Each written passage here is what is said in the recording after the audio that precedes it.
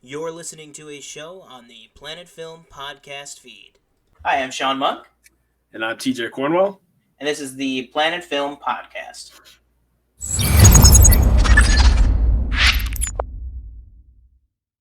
All right, so just start things off with, we're just going to do our regular topic. I don't really know how long it's been. Once again, I'm still losing track of the days, but I did get my hair cut. Oh, shit.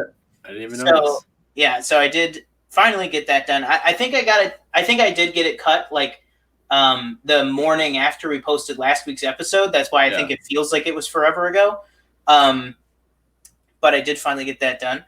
And then, so what's been going on, with you? I know you've had some changes recently. Yeah, I drove my car and said, looked in my rearview mirror and I waved goodbye to AMC. I'm no longer employed. So now I can freely speak on the company because I like to. I was doing that anyway, but, it's nice to do it without being like, oh, no, there could be repercussion. No scrutiny. Yeah, exactly. no professional No, I started a new job actually utilizing my degree, which I actually got my diploma today.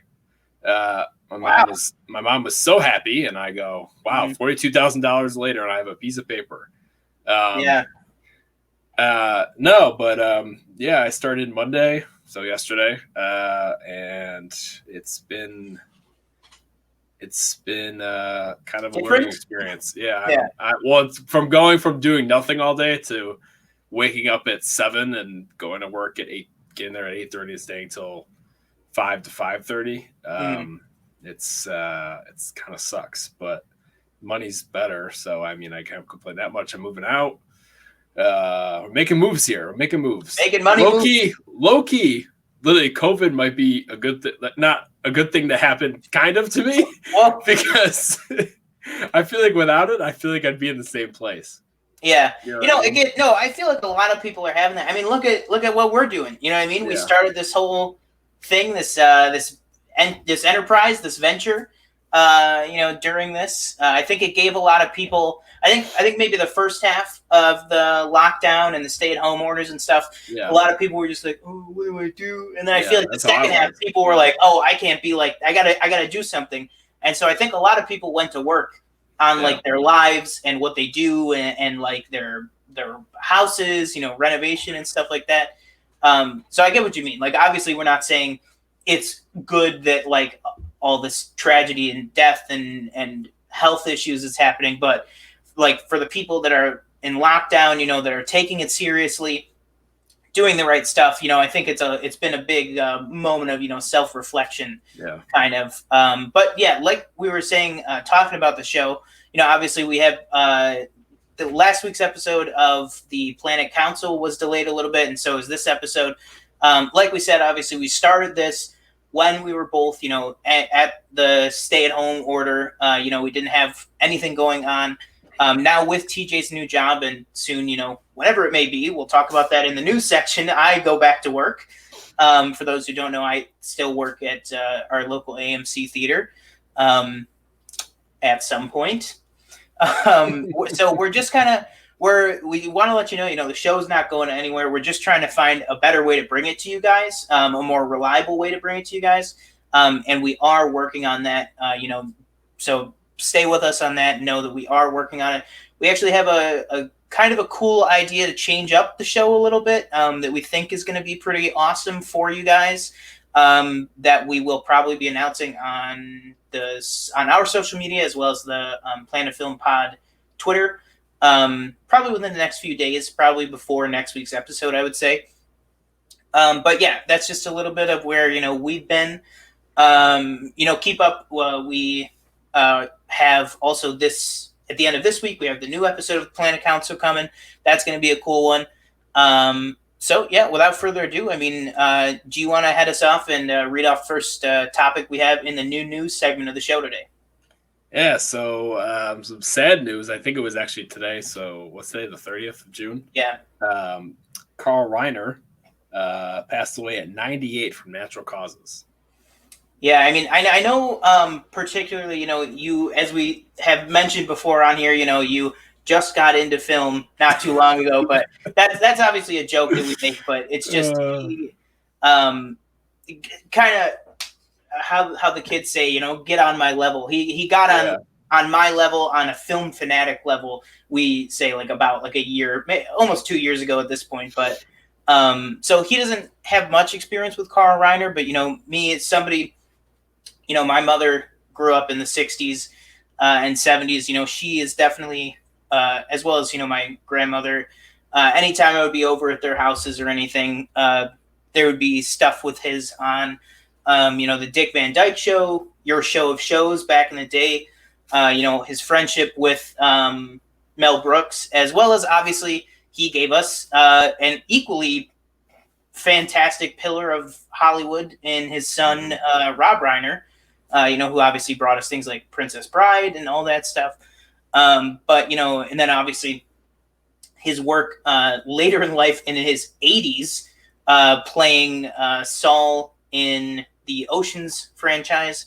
You know, it would have been cool, honestly, for me, just because I am a big fan of those, and because he was still around. If he would have had like a small cameo on Ocean's 8, just like to close out that character, that would have been really cool. But yeah, I mean, definitely, it's one of those things where, you know, we've unfortunately, this year is kind of, you know, shaping up to be almost like another 2016, where 2016 this year's a wash. Like well, because it's like, especially with 2016, that was the year that just like, it just seemed celebrity after celebrity was just going like crazy. Like heavy hitters were passing away. I believe that was the year. I think it was 2016. It might have been 2015, but I'm pretty sure it was 16. That was the year where like back to back, you had Alan Rickman, David Bowie, and Prince died within like like a month of each other. It was just like the Oscar in memoriam was going to be big, and I think this is going to be another year where, unfortunately, there's just a lot of big heavy hitters passing away. Hopefully, nobody gets left off this year. Cut for time. Sorry, Luke Perry. But Luke Perry, another one, obviously terrible from last year, passing away. But yeah, I hope they learn from their mistake on that. And give people their proper due, because I mean, if you're a member of the Academy, even, you know, Luke Perry, we'll just use him as the example because he was the big one from last year. I mean, I get that the majority of his career was on television, but when the guy passes away and he's literally has a starring role in a film nominated for Best Picture that night, it doesn't matter what his career was. Like, it's 2 seconds. You know what I mean? Yeah. I don't know. But yeah, definitely a big loss. But, you know, it's one that, you know, not to say that death in any form is, you know, a good thing. But, you know, being 98, he's definitely one of those people where full life, absolutely to the fullest. I mean, the guy, I don't personally know if he runs his own Twitter account. He kind of strikes me as the kind of guy that would. But he was very politically active and socially active on Twitter. Okay. Even up until, you know, hours before he died. You know, he sent out a tweet, you know, kind of, how do I want to say it? Criticizing the current administration, you know, hours before his death, which is, like I said, I don't know personally, obviously, if he runs his own Twitter, but it's got to be him telling someone to tweet it if it's not. So, you know, you just see somebody like that who lived a full life and was so full of life at the end. You can tell it's really one of those things where, you know, it was just kind of his time to go again with what we said, like the natural causes. It's just one of those things where, you know, he just kind of, he was done. So, you know, he moved on. And I think that's really great. You know, he left us almost 60 or 70 years of a career to look back on, which, you know, is crazy. Being a writer, avid writer, director, and then, of course, actor and comedian. But yeah, definitely some sad news there to start off. I feel like we've had, you know, sad news to start off the show almost every week. It's just been the kind of year it's been. But we'll go on to some bittersweet news, I'll say here. Now, I can't actually remember if you said that you've watched this show. No, it was either this or Better Call Saul. I started Better Call Saul. Oh, that's right. Which I still haven't finished. I haven't caught up, but You got time on that one. And you have time on this one, clearly. Yeah. So basically what we're talking about is Ozark, the smash hit Netflix show, has been renewed for a 4th and final season on Netflix. Now, each season of Ozark is normally about 10 episodes long. This one is going to be 14 episodes split in 2. So they're going to air 7 and then 7 later on in the year. We don't know when, because obviously with the shutdown and everything, with the COVID shutdown and stuff, I don't think production on season 4 has started. So if I had to guess, we're probably going to be looking at like split up sometime in 2022, probably, or maybe like first part of the season in late 2021, then it ends in 2022. That probably makes more sense. But yeah, I mean, I am a massive fan of that show. I jumped in, I would say about a month after the first season came out, just hearing, all the hype about how good Jason Bateman is, how good Laura Linney is. So I checked it out. I absolutely loved the show, and I've been watching ever since. And then recently with this past 3rd season that came out, I actually got my mom to rewatch the whole thing with me. So I was able to rewatch the whole thing through. And it is just such a good TV show. Like Jason Bateman, I mean, being directing most of the episodes, or at least he tries to direct. He directed most of season 1. He directed, I think, half of season 1, and then some of season 2 and some of season 3.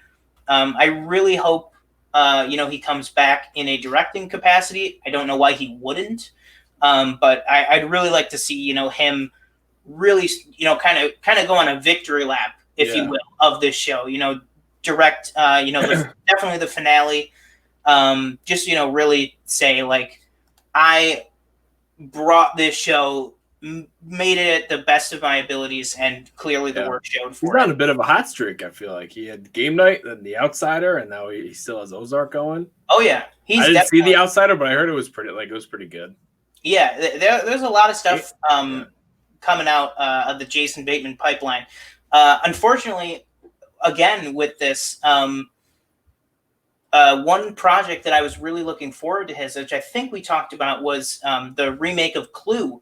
Was going to be a team up with him and Ryan Reynolds starring, and then Jason Bateman directing.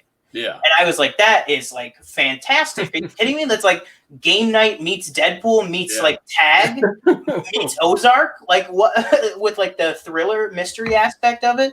But unfortunately he had to step off of Clue because of scheduling commitments to Ozark. Still in his IMDb.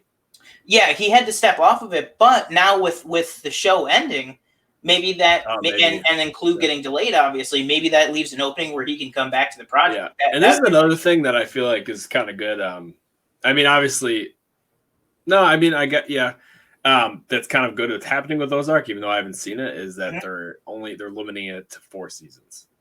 So, like, I don't know if that's the creators, like, MO, because I know most times it's, it's like, I want to end it after the season. Like, I don't want to push it. And then it's the company who's like, no, give me more. Like, I need another 2-3 seasons. It's like, when you stretch it, and when it gets stretched, it's usually, not the best. Unless you look at Game of Thrones, where it was just cut way too short.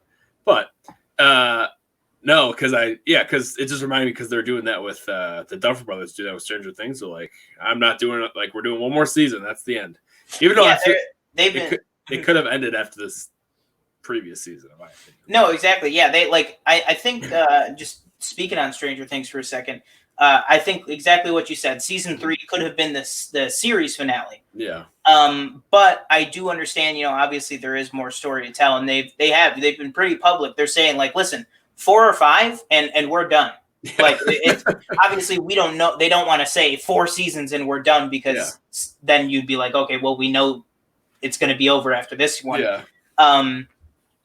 So I guess probably 5 seasons, maybe a 5th shorter season with Stranger Things, like an 8-episode run or a 6-episode run to close it out would be really cool. But yeah, alas, I like I said, I am. I don't know why I just said alas, like it's 1700. But I am a massive Ozark fan, and I am perfectly fine with the show wrapping up after 4 seasons, just because I have such faith in the creatives behind it. Mm-hmm. I know that they're gonna, give the show a satisfying conclusion, whatever form that takes. Kind of same thing, you saw with Breaking Bad, and now Better Call Saul. They're like, we know when this is wrapping up. We're not going to push it any further than that, which I think is good. And then some awesome news, fantastic news. Curb Your Enthusiasm has been renewed for an 11th season on HBO. So Larry David will be back, probably 2021, I'd have to guess, if production can, get underway this year. I know that you're still partway through your watch along. I wouldn't even say partway. Like I'm like not maybe a quarter. Well, yeah, it's still. Yeah. But like you're in the midst of getting caught up. Yeah. But to me, I think since it came back with season 9, and then with season 10, I think those have been 2 of the best seasons of the entire show. I think season 10 was amazing. There was not a dry episode in the bunch. Like I thought season 9 with the whole I don't want to spoil it for you, but season 9 with the whole political plot part. Yeah.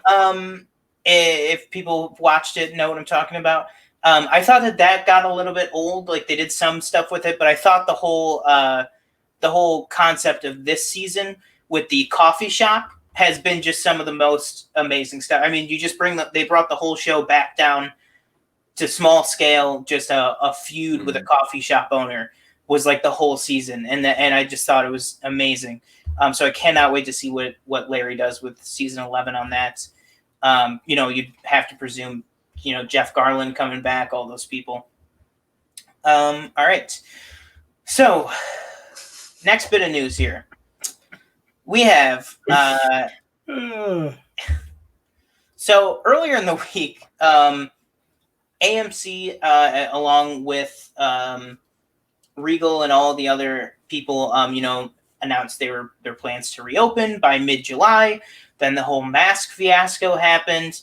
Then they were like, all right, we're going to open, but maybe it's a little bit later. Now they're officially pushing their reopening. There's no word on a date yet from Regal, but AMC is looking at... no, I think Regal did the same day.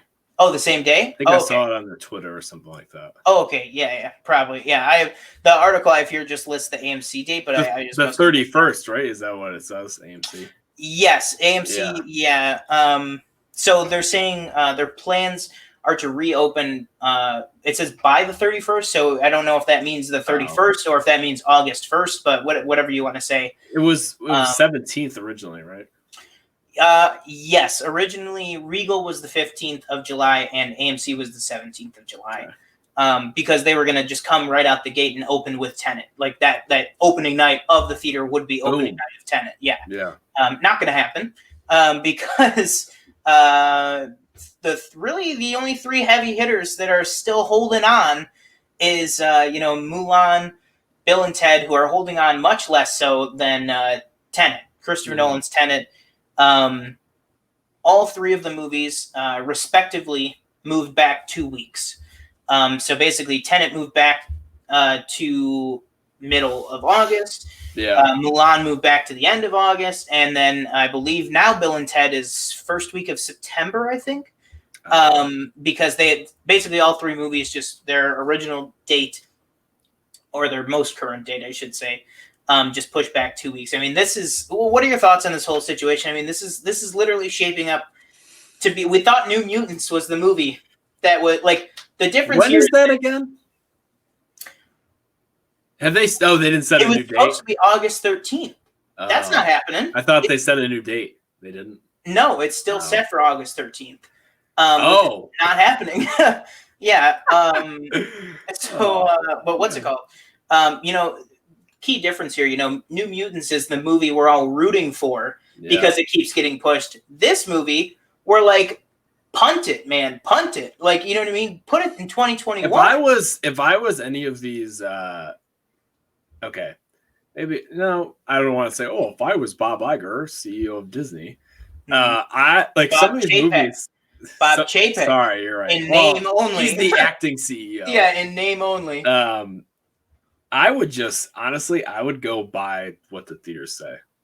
I don't think it's worth it right now to like push it dates that, you know, because guaranteed, and you know, we were just talking about before the show, you know, Fauci just said we could have 100,000 cases per day. I know. It's like that's the thing is that, you know, we up here, you know, I think we've definitely mentioned before, we live in New York. You know, right now I'm feeling a little compressed in because I kind of feel like we have a little bit of like a bubble going on right now. Because, you know, in New York, we're doing pretty well with cases. But so was Los Angeles for a time. And now Los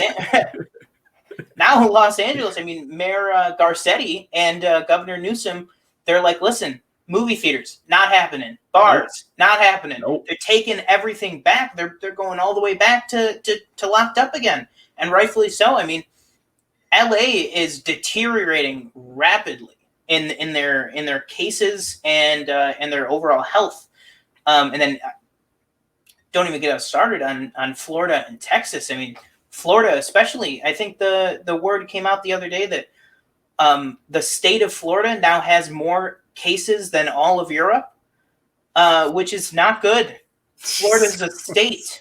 Europe is a continent. So for those who don't know, like the equilibrium there is like a state, and then like a continent is big. You can't see my arms, but they're out there. Yeah. With those, but back to the movie theaters, with all those case numbers, you're not going to be able to make enough money on a movie with no LA, no Texas, and no Florida.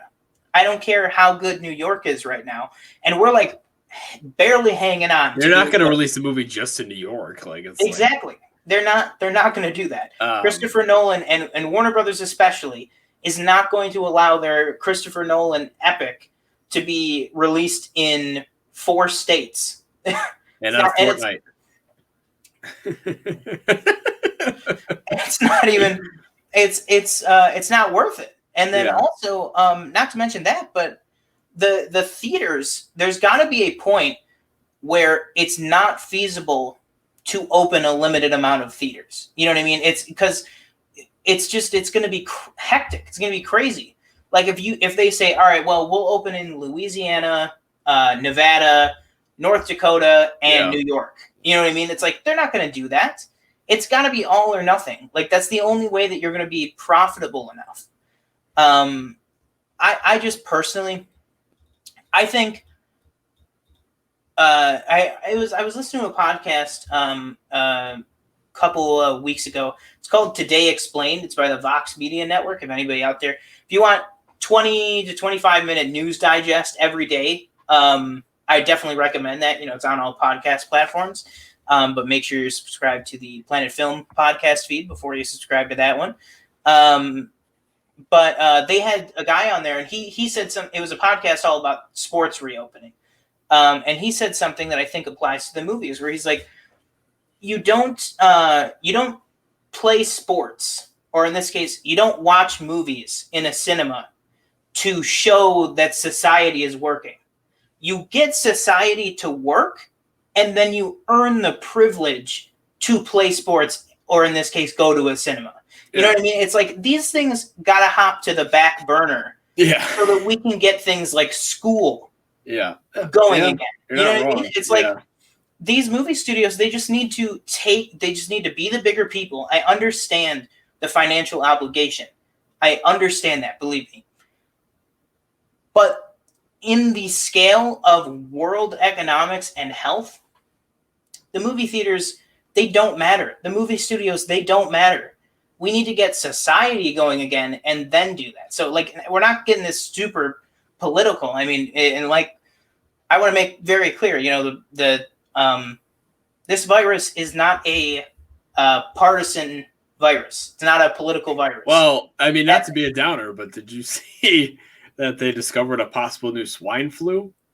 That has pandemic qualities or something like that. I did see that, yeah, which is very unfortunate.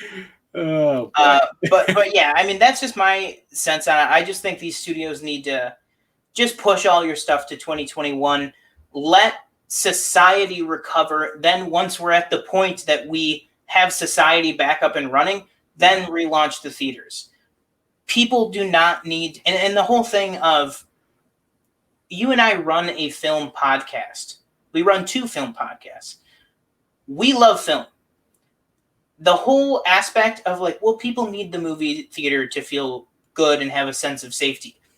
Watch it at your house. A movie's a movie. I know several people like Adam Halavic and Dan Murrell, Jeff Snyder, Frosty from Collider, Steve Weintraub. They are all Scott Mance. They're all in the same boat. It's like, and these are some of the biggest film critics, most prolific film goers in the whole country. And they're in the same boat. They're like, I'll take my 4K Blu-ray player if it means that I am safe and keeping others safe. Because that should be the number one priority here. And the studios need to understand that.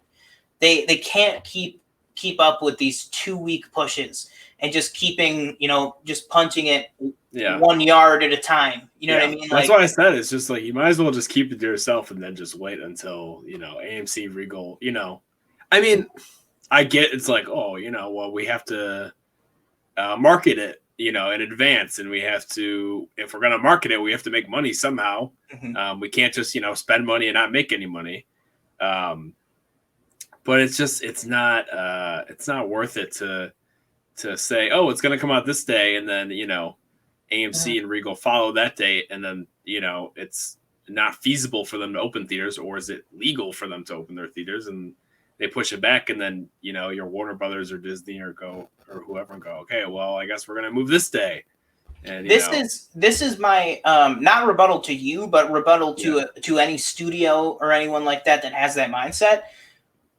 If we get the virus under control, there's no way that you're going to have less than, let's even say 3 weeks. You know what I mean? Let's say on the minimum 3 weeks notice that you're A-okay, the virus is contained, you can open, we're good. You know what I mean? That's 3 weeks notice to get your trailers out, do everything like that. All you have to do is change the trailer date. I mean, these days, look at the last Tenet trailer. You don't even have to put the trailer in. I keep saying trailer. I don't know why I keep saying that word. You don't even have to put the date in the trailer. You know what I mean? You could just say in theaters and then put the date in the description or something. Because one of the most viewed movies on Netflix ever was Cloverfield Paradox. Not a great movie, but that movie was announced 1 minute before it went live on Netflix at the Super Bowl. And that's one of the highest viewed Netflix movies ever. Yeah. If you just say, boom, Tenet, this weekend, they're opening, everything's opening, we got it, we're going to show Tenet. If you put out a trailer that says like, finally, you know what I mean? It's coming. This weekend, it's here. The movie theaters are coming back. Yeah. People will come. You know what I mean? It's not like they're that busy. They don't have to take off of work right now because nobody's at work. You know what I mean? Sorry, I got a little heated in that topic. I just think it's just the dumbest thing in the world. You know what I mean? Like, and I work there. I mean, it directly affects you, so it's it's fair. Yeah, that's the thing.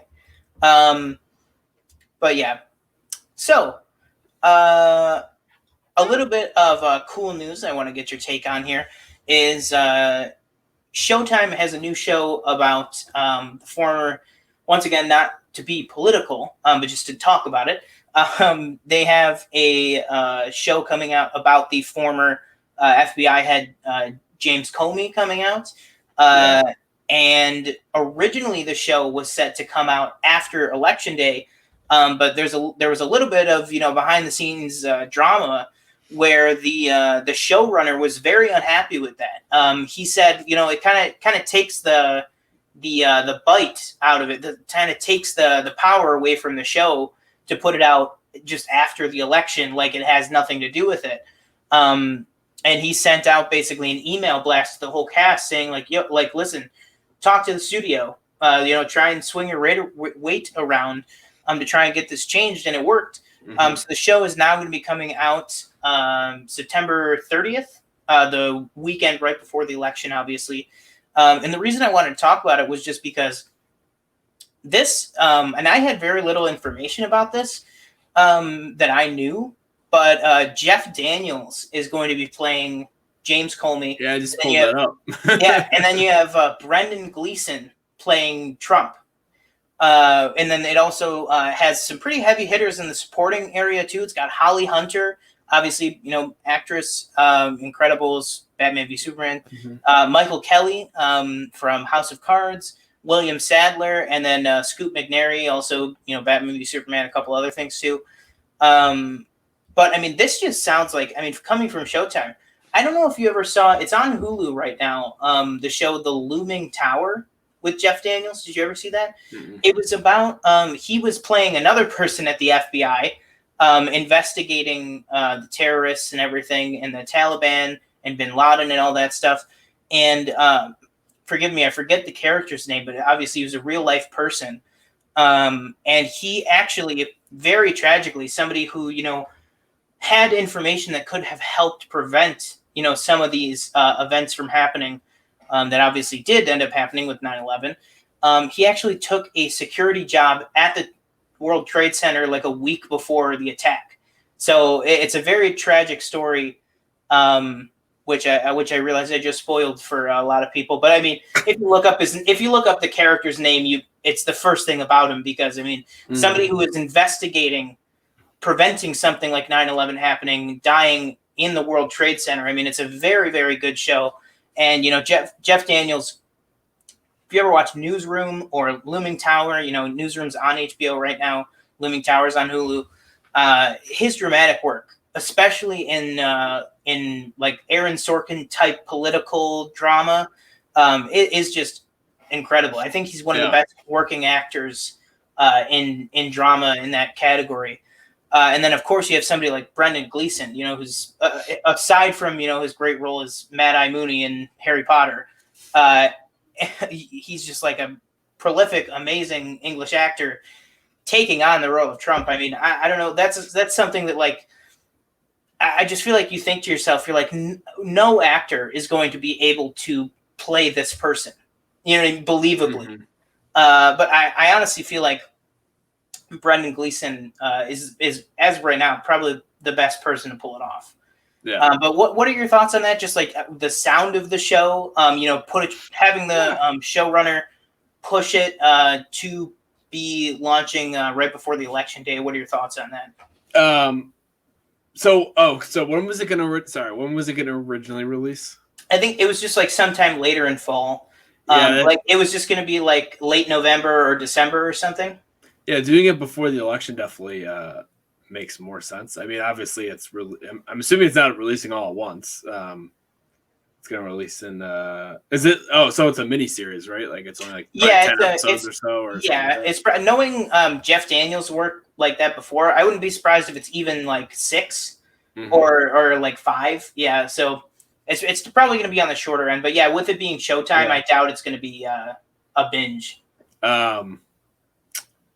It sounds interesting. I'd watch it if I had Showtime, which I'm probably not going to get. Yeah. But yeah, I don't have Showtime. But for this show, I would probably I would recommend.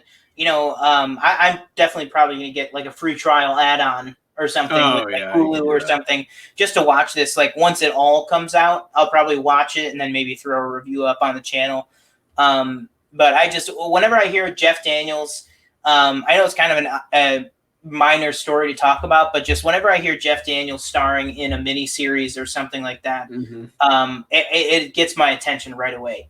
Yeah. Just because, honestly, like I loved his work in Newsroom. Obviously, he's a fantastic comedic actor. But the Looming Tower, especially, it's on Hulu. I think it's 8 or 9 episodes, I want to say. Yeah. It's fantastic. It's so good. It's like I would call that like Chernobyl level of miniseries. I loved the Looming Tower. I sat down, I watched the whole thing in like one sitting. It was so good. But yeah, So definitely going to be keeping an eye out on that. Like I said, I'll probably end up watching it once the whole show comes out, and then throw just a quick review up of the series on the channel. But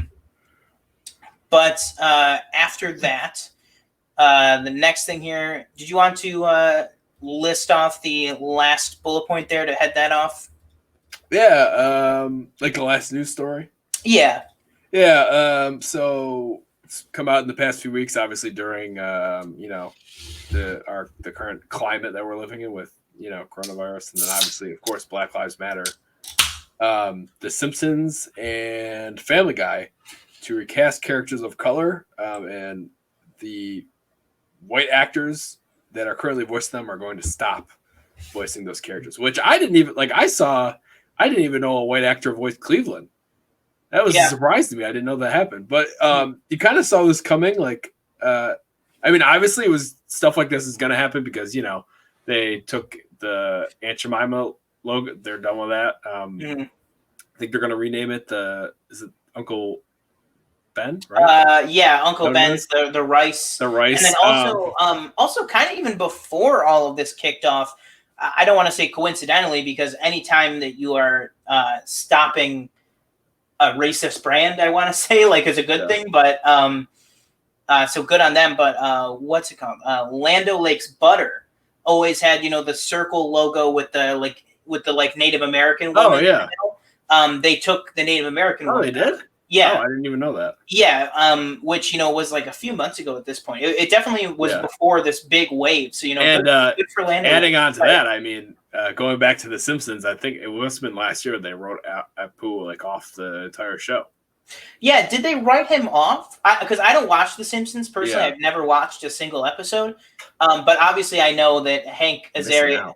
I know.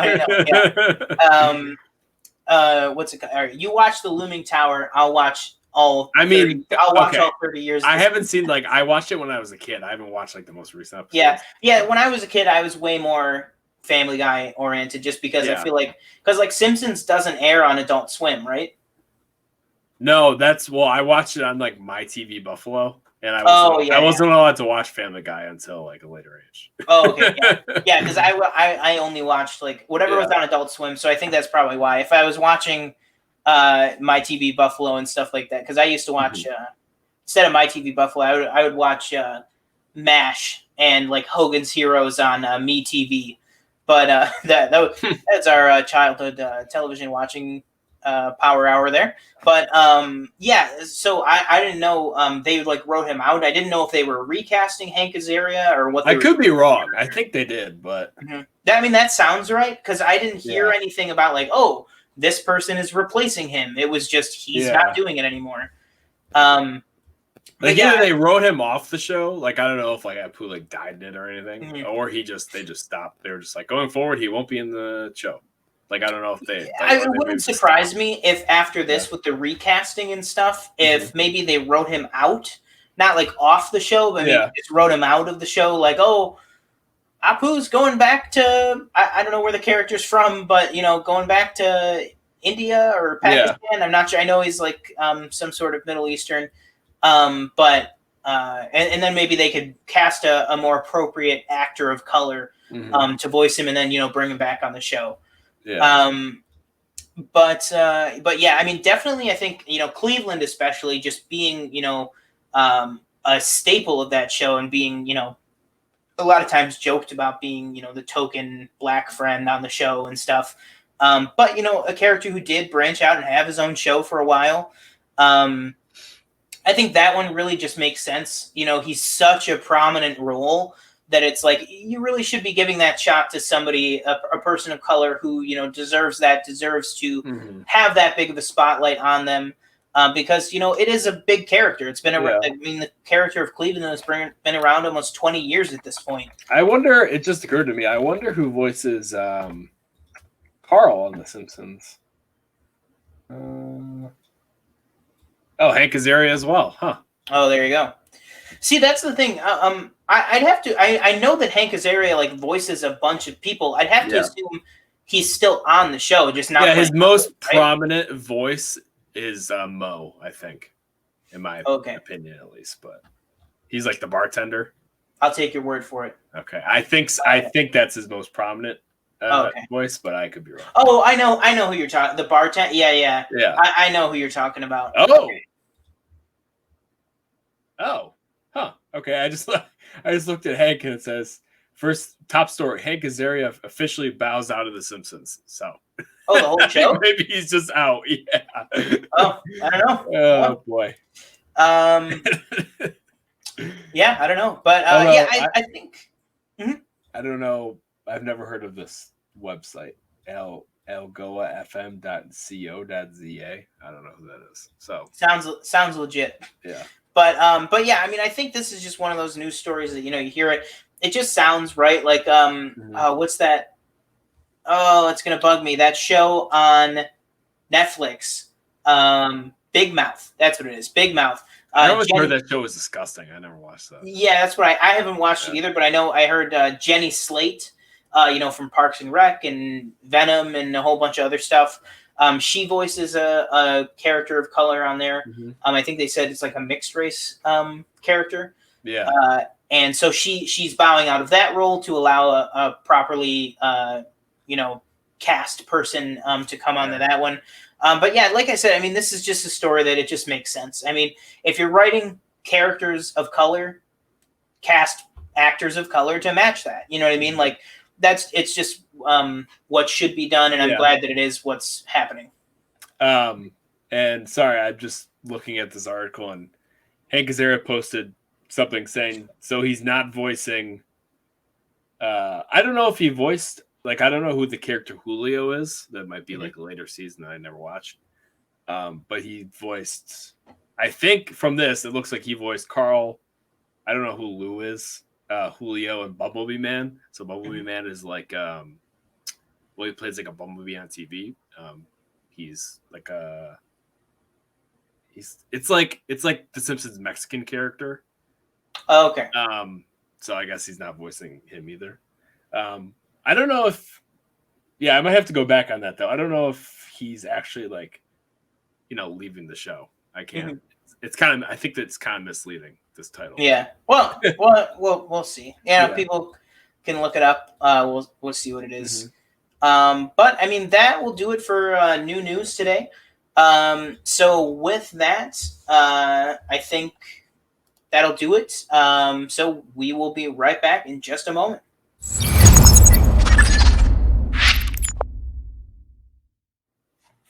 All right, thank you so much for that. And now it is time for I Don't Know What to Watch.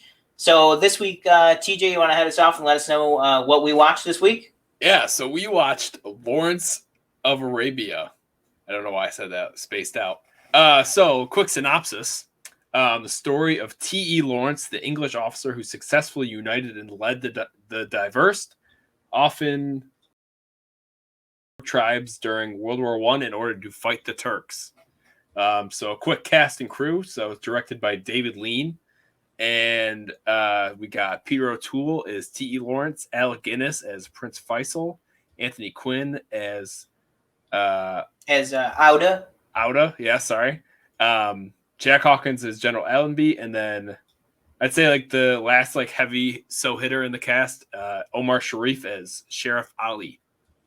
Oh yeah, Sharif Ali. I think that's how they pronounce it in the movie. Yeah, it's like I think it's technically Sharif Ali, but I mean Lawrence just calls him Sheriff. Yeah. But yeah, and then also a little minor character, but he does play an important part too, and you know, big actor is Claude Rains also plays Mr. Dryden. The guy with the white hair, like at the beginning, that sends him to Arabia. Oh right, I totally forgot. Yeah, like he plays a bigger part in the second half of the movie. Not a much bigger, but a bigger part there. But yeah. Yeah. So with the cast and crew out of the way, I just want to go ahead and talk a little bit of the box office of this movie. Now, again, this movie was released. It was one of the first big, huge Christmas releases. So it was December 21st, 1962 was its original domestic run. Again, like we said, the actual runtime of the movie has changed like over the years because there have been different versions of it. But the main one, and the one that's still shown today, the original David Lean's true movie of it, is the 3 hour and 48-minute cut. That's going to be the one that we're reviewing here. Now that version in its original run in 1962 made $37 million, almost $37.5 million. How much is that today? Do you know? Oh, let's pull it up here. Hold up. I'm interested to see.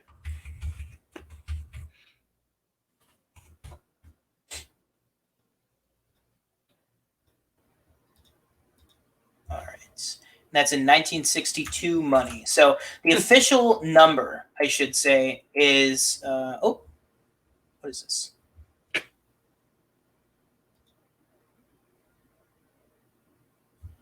Okay, I just clicked a link that brought me to a link to get the calculator, so that's nice. Okay, so the original run, the 37 million, the official number is 37,495,385. So just under 5,000 shy of 37.5 million. So let's throw that in here. Okay. 1962. Let's do December 1962.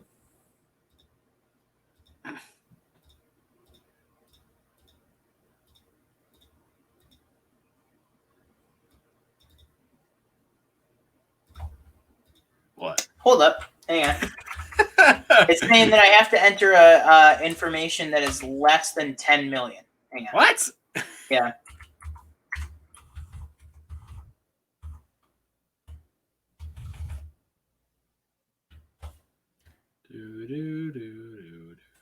Bear with us here. Yeah, TJ, you want to just talk about your love of this movie? Yeah.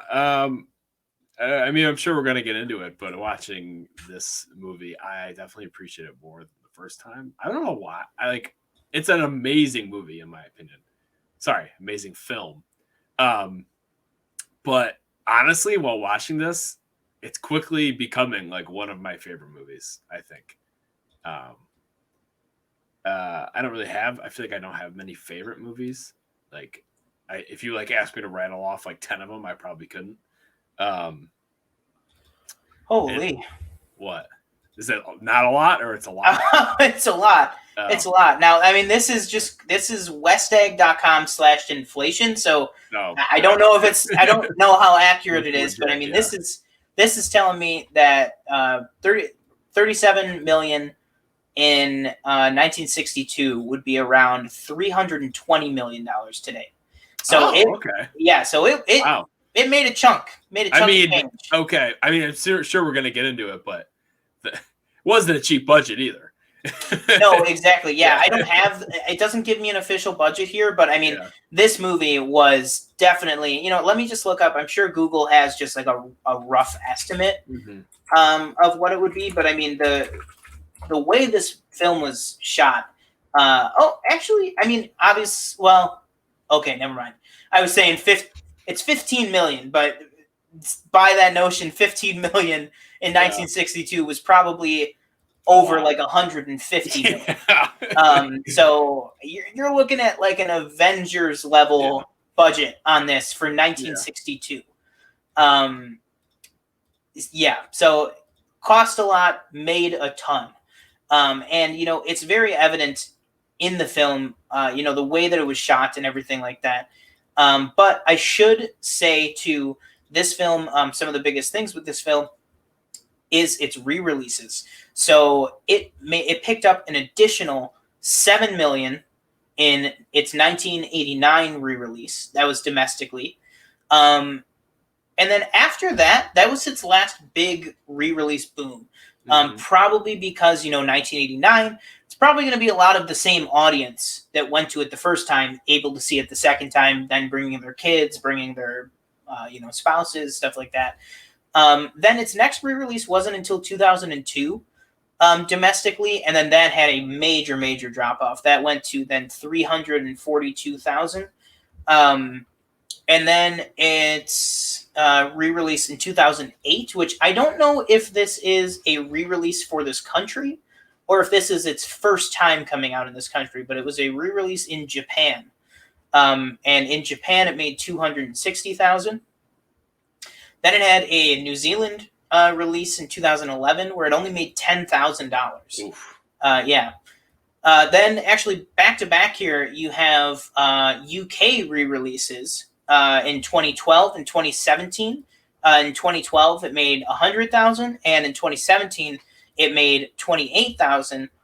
But, which brings us perfectly into the first thing we're going to talk about, its 2019 re-release with the Fathom Event series saw its biggest re-release total it's ever had, which, makes a lot of sense. The last 10, 15 years, film culture has really popped up. A lot more people are doing, watching older movies, doing podcasts, stuff like that. So it makes a lot of sense. There's going to be a lot more interest in a movie like this. Yeah. Then we got all the way back up to $482,281 was for the 2019 Fathom re-release. And with that brings us to the first time that either of us saw it. Now, obviously, we joke, again, TJ just recently got into film, but I've been into film for a while, and I had not seen this either. I think he actually, if it wasn't clear already, the first time we saw it was with that Fathom Event re-release in 2019. So the first time we saw this was probably just a little bit over a year ago at this point, I would say. I believe it was you that told me about it. They were like, "Oh, this is happening. Like, do you want to go?" And I was like, "Yeah, I want to see that," because it had been one of those movies where I knew about it. I knew about how big it was. Yeah. So I was like, I'll eventually watch it. And then when you said like it's coming to theaters, I was like, okay, this is. It was in IMAX too, wasn't it? Yeah, I think it re-released in IMAX. That was also probably a big reason why it made so much. A, because IMAX costs so much more, but B, because people, who would want to pass up the opportunity to see it in IMAX? I don't think it was playing in IMAX near us. Otherwise, I'm sure we would have went to it. No, I thought we didn't. Oh, no, we didn't. That theater was just really nice then. Yeah, we saw it. Oh, yeah, because that was for just very regional specific talk for a second. Yeah. The Regal on Elmwood had just been remodeled like a month before we went. Oh, okay. That's but yeah, I'm sure if it was an IMAX, we would have gone to the Regal on Transit to watch it. That's our closest IMAX theater where we're at. But yeah, that was our first time seeing it. Now, what was your? We'll talk about the opening of the movie in a second. But aside from that, just tell me, seeing it in the theater for the first time, which I think was a great experience for both of us. That the first time we saw this movie was on the big screen. Yeah. A lot of people don't have that luxury. What was your thoughts about seeing this movie for the first time? When I first saw it, I knew it was something to, it was something to behold, in my opinion, because, I wrote down here, and we'll get into it a little bit later, but, movies don't get made, like, they don't make movies like that anymore. Mm-hmm. You're not going to, and like you said, the budget, you're not going to go and take all these actors, let's go film in the desert for however long they film for. Like 18 months. That's where the entire movie takes place, is in the freaking desert. Yeah. And they got you have to deal with, obviously, the heats. It's probably getting up to like 130, 140. I don't know, I'm just guessing. But I don't think I appreciated it as much until I just started watching it again. Really? I remember because we'll talk about it again, but we're doing this review in parts. So we're going to do part 1 this week and then part 2 next week. Mm-hmm. And I rented it, and I texted you, and I was like, yeah, I don't know, like, it's $25 for 4K to buy, and I rented it at 4K for like $4, and you're like, you know what, it's totally worth it. Like, and I'm thinking to myself, I'm sitting here, I'm like, I could totally see myself watching this movie another 4 or 5 times. Mm-hmm. And I was just looking at because we both, obviously, I used to work at AMC. I don't work there anymore, as of a week ago. But we obviously had access to take some posters home, and this is one of the posters with him riding on not the one with him, the shadow of his face and everything. Mm-hmm. When he's riding on the horse, it's got like the other characters on the bottom. I'm about to buy that one and frame it because I just like the poster. But overall, I think it's worthy of being called an epic, and it's a one of a kind in my opinion. Mm-hmm. I think for me, I would say because although we saw it for the first time together, I want it to be known too that for a little bit of an interesting, different perspective, this is TJ's first time rewatching it. I bought it the 4K digital in the parking lot of the movie theater when we got out, and I have watched this movie over the last 18 months or whatever it's been. I have watched this movie probably maybe 10 times. Oh, really? Because I literally, exactly like you said, I have if you could see, it's not, the camera's not on it, but over there, the edge of it, I have a Samsung 4K 65-inch in my room. And this is time and time again. And I obviously, I own all the latest blockbusters and stuff, just because I do Disney Plus, which streams in 4K, all the Marvel movies, all the Star Wars movies. Like Empire looks great. It looks crisp and everything on my 4K TV. This movie is the best 4K restoration, 4K upgrade of a movie I have ever seen. Mm-hmm. I think every time I watch it, it's like more. It's somehow more beautiful of a picture than before. Yeah. I liken it a lot to the visual style, at least to like Mad Max Fury Road. You know what I mean? Just obviously for the concrete parallel of like the desert and the sandstorms and stuff like that. But I just think visually it has a lot of those same elements where you have like the desert and the sand, but then you also have, the bright clothes like on Lawrence and on Sheriff Ali and stuff like that, all the robes and the uniforms and stuff. I just think for a movie from 1962, it is beautiful. And it looked so good on the big screen too when we first saw it. I definitely would agree what you were saying earlier when I was looking up the inflation, that for me at least, it's definitely in my top 3 or top 5 of all time. Yeah. I think this movie is fantastic, and just like you said, it's an epic if there ever was such a word to describe films, because at almost 4 hours, you soak in every detail, but it flies by. Sorry, adding on to that, because I feel like when we saw it in the theater, I felt it felt a bit longer to me, like it felt kind of slow. But when I'm rewatching it now, it actually goes by pretty fast. Yeah, and I think a lot of that is just I feel like when you first watch a movie, it's going to feel longer just because you're soaking it in for the first time. And I remember like feeling that, like when we got to the intermission, you were like, oh, it's over, like that's it, and then we were like, oh, it's an intermission, because like it comes up, over the scene, and it's like intermission, and I was just like, oh crap, okay, because like we really had no idea going into it. Yeah, I purposely didn't look up anything. Yeah. Okay, so let's talk about right now the overture.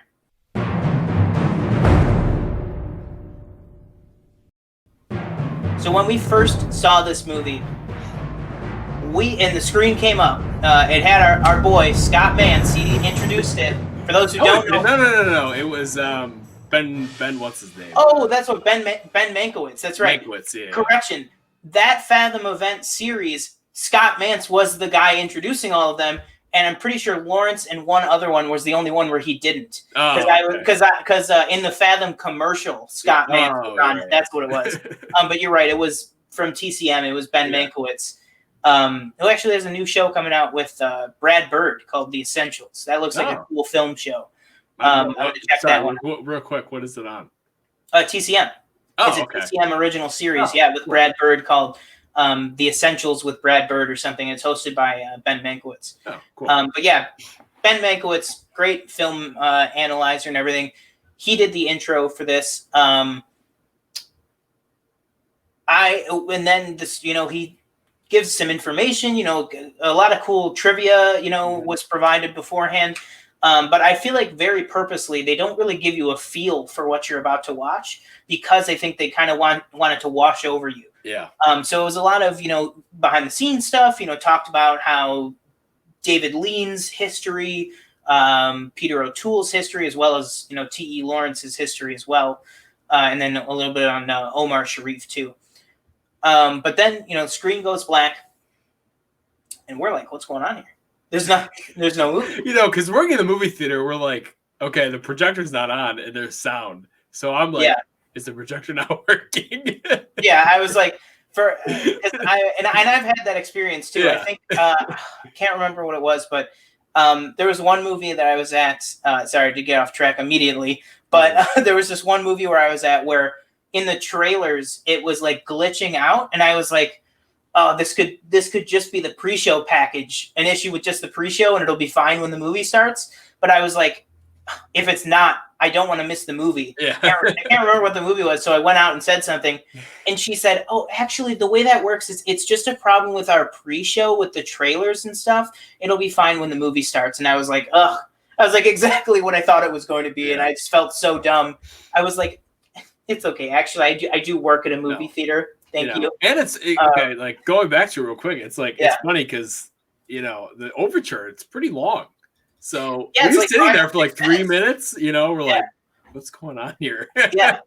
But I mean, it's one of the best. It really just, and rewatching it this time, I was like, you know what? Because sometimes I will say, sometimes I skip through it just to get to the movie. Yeah. But this time I was like, you know what? I'm just gonna sit here. And, I was like, do I want to skip through it? Because I was just like, the music is so good throughout the movie. So I was like, you know what, I'll hear it. But I was like, no, I'm going to sit here. I'm going to watch this whole thing. So I was like, I just sat there and I just stared like at the black screen, just like preparing for what was about to happen. Sorry, real quick. Quick disclaimer. We should probably say that we didn't really say what section it off, but before it was like a non-spoiler review. This is like a spoiler review.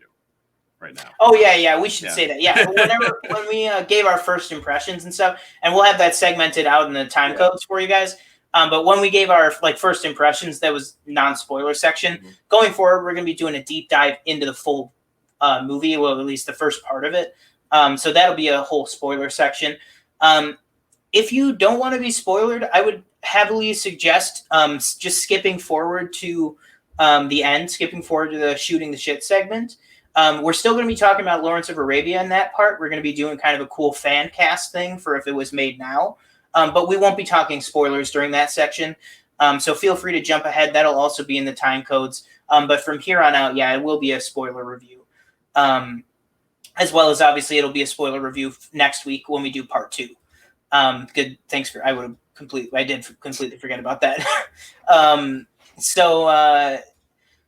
Yeah, I mean, with the overture out of the way, let's go ahead and jump right in. I know for the Bill and Ted review, we did kind of a beat by beat. I think we're going to be jumping around a lot more in this one just to kind of keep the time down. But, let's go ahead and let's just say in this first part, what are some of the top 5 moments for you in this first part of the movie? Okay, so the first one, I think, well, just a beautiful part in general is when he's in. It's basically like it's not the opening scene, but it's like it's okay. So the movie starts, and it's a top-down shot of Lawrence, and you actually see him die, which I thought was like a very bold choice, And then it cuts to his funeral afterwards, and there's a reporter who's like, what did you know about T.e Lawrence, blah blah blah, and most of the people are like, oh, he was a fine man, and then they like, when the reporter walks away, they go, yeah, I barely knew him. Or like this one, I think it's the general is like, he was a shameful exhibitionist, but he was a great man though. That was sorry, just to jump on that, because I think we'll go through and like if we're talking about it, we'll like double up on him. But just that was one of mine too. If we're just talking about the funeral scene, and that was that was the reporter that we're not going to talk about this week, but next week. That was the reporter that comes over, and he's like in talking about him that says he was a shameful exhibitionist. Yeah. But yeah, General Allenby is another one too that you see, and they're all like I wrote here in my notes that it's very reminiscent of like Citizen Kane, where they're talking about him like you said to the reporter. They're like, he was a brave man and a true friend and stuff, and then he goes, and he was the most shameless exhibitionist I've ever known, and it's like it really just sets up the tone for the movie. So that would be one of mine, but go ahead, sorry. And then after that scene, it's to start like he's in the army, or I don't even know what is it called, like in Britain. Yeah, it's just like the whatever you want to call it. Yeah, the service, I guess you could just call it. How he ends up in, he's talking to oh my god, what's his name? And he's in Cairo at this point. Yeah. And really, there's just that scene where he blows the candle out, and it seamlessly cuts to the rising sunset over the desert skyline. Is just like magnificent. Like I don't know how they got it so clean, in my opinion. That's just one of my favorite moments. Another one is when he's walking with the guide and they stop, and the guide is like, "So you're English?" And he's like, "Yeah." And then they're talking, and I forget what the guide says, and he goes, and Lawrence goes, "Fat people, fat country." And then the guide's like, "You're not fat?" He's like, "I'm not fat," which again is setting up the idea that Lawrence is different. He's not, and you see that when he's walking through the barracks in Cairo. He's not. He's very awkward in a way, but he's very smart. Like he basically weasels himself into trying to and getting to the Middle East. I mean, I don't know what it was called at the time, but because like you have that scene. Just to back up to get to there for a second, you have that opening scene, kind of like the third opening scene when he's in Cairo and he's doing cartography work, basically. Yeah. Like he's doing a map of Cairo, or maybe a map of the Middle East. I can't remember what the map was, but he's working on a map. And then he gets called up to meet with that general, who again I don't know that character's name, but this guy with the big mustache, who again in the very the funeral scene, he says like, "Oh, I barely knew him. He had some minor function on my staff in Cairo," and he's like, and then obviously the movie immediately shows you with that guy that like, okay, these guys at the funeral are kind of BSing, because it's like then you have this like 10 minute scene with Lawrence and this guy with the mustache who you just saw say like, "Oh, I barely even remember him," and it's like you clearly do. They're clearly just saying that because they didn't like him. And that's the scene where he goes through the barracks or the officers' mess basically, and he like messes with the pool table, and then he knocks over the table, and you're like, it just. Like you said, it shows that this guy is different. He's very flamboyant, and his demeanor does not match anyone else in the entire film, basically. And like you said, he basically gets told his assignment with Dryden, the guy with the white hair played by Claude Rains. He gets told that the assignment is to go to the Middle East for 6 weeks.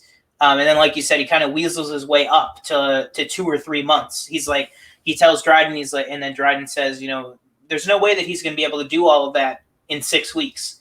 So, like you said, he kind of gets weasels his way into more time in the Middle East. Yeah. And I guess I wrote it down. He says when the guide's like, "You're not fat," he goes, "No, I'm different." So basically, it's like confirming to the audience, is like, "Hey, I'm different than all these people in this movie. I'm not like, I'm English, but it's almost like I might as well not be." And that's kind of that's part of the whole movie. It's like he's kind of trying to split down the middle his alliances to the Arabs that he's helping, and and he's also he's still working for the British government. Yeah, exactly. A lot of the movie and a lot of part 2 of what we'll talk about is dealing with kind of his fighting allegiances. To both Britain and England and the army and the war as a whole, and then the desert itself and Arabia itself and Prince Faisal and his people. So then we get there. He goes to Arabia. Like you said, he meets the guide, has that conversation. Then they get to a well. And then this is one of my top moments here. Yeah, is a fantastic scene, fantastically shot scene. Basically, he goes through and he's like, you're with this one tribe. He's like, his guide is with, I believe, the Bedouin tribe. Mm-hmm. And then he's like, this is a Haritat well, or forgive me on the names. There are a lot of different terms in this movie, but he's basically like, this well belongs to a different group. Yeah. So technically, you know, we shouldn't be drinking out of this. And then they're having a talk basically by the well as they're drinking, and his guide drops the bag of water, and he looks out on the horizon, and you see this little tiny dot coming up over the horizon, which is a shot that you will see more throughout the movie of somebody coming up across the horizon. And it holds on him coming up from the horizon and getting larger and larger and larger in frame. It holds on that. There's like, I watched this with my mom. She watched it with me. And she had a great comment where she was like, you know, a movie today, they would have cut to him.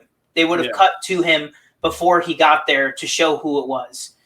For like the big, like, it's a big actor or whatever. And this movie just holds on the 2-shot of the two of them just kind of pacing, just like standing there, just watching this rider come towards them. And as soon as he gets towards them, he just shoots his guide in the head. Guide's dead. And then he gets there and you realize it's none other than Omar Sharif. Yeah. And Sharif Ali. When he gets there and Lawrence is like, you shot my friend. And Omar Sharif is like, he's drinking out of my well. Like, you know, it's Lawrence hasn't fully grasped the politics of, you know, Arabia. It's, you know, you got different tribes. Mm-hmm. If you're this tribe, you don't take from this tribe. And, you know, Omar Sharif's character, he doesn't think he's done, like, he thinks everything he's just following the code, you know. He's like, well, you're going to drink from my well. I'm going to take your life. It's just like, that's just how it is. Like, he knew that he should not be drinking out of this, and he drank out of it anyways. Yeah, and again, you sense like the what's it called? Like the obviously from that you can tell that the tribes are not together. But you can sense like the separation. But when Lawrence is like, you shot my friend, and he's like, he says, that is your friend? Like, and he goes, yes, like disgust. Yeah, it's exactly. And then I have here, because we're going to come up in one of my next favorite moments pretty soon here, is Lawrence says, you know, there'll be no saving Arabia until you can learn to work together. And not be so, he says, greedy, barbarous, and cruel. That is a fantastic line. Which we will talk about in probably a moment here. When we get back around to it. Because then he also calls them silly people and what is it? What poor, is it a weak people? It's like weak people are poor people and silly people. Yes. Yeah, I know what you're saying. Yeah. Yeah, he's like you people in Arabia are a weak people, a silly people. Yeah. And then that's when he says the greedy, barbarous, and cruel. Which then you know, they split up. Ali offers to take him. He tells him that he's going to see Prince Faisal. Ali offers to take him there, and he's like, "I'm not going with you." And then he says, "None of my friends." Lawrence says, "None of my friends are murderers," which is something that will probably come up later in the movie. That we'll talk about probably more in part 2, or even towards the end of this one. And then Lawrence basically, he's just like, you know what? I'm just going to keep charging ahead. So he just goes off on his own. He's got his camel and then his guide's camel. And he gets to basically this clearing where he's like in this cavern, basically like this valley, and he starts singing. One of my favorite moments. Oh yeah, well, why don't you go ahead and talk about it? Yeah.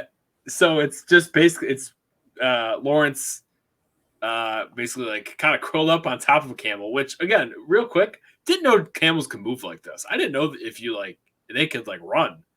I thought they were just like a slow animal. Yeah.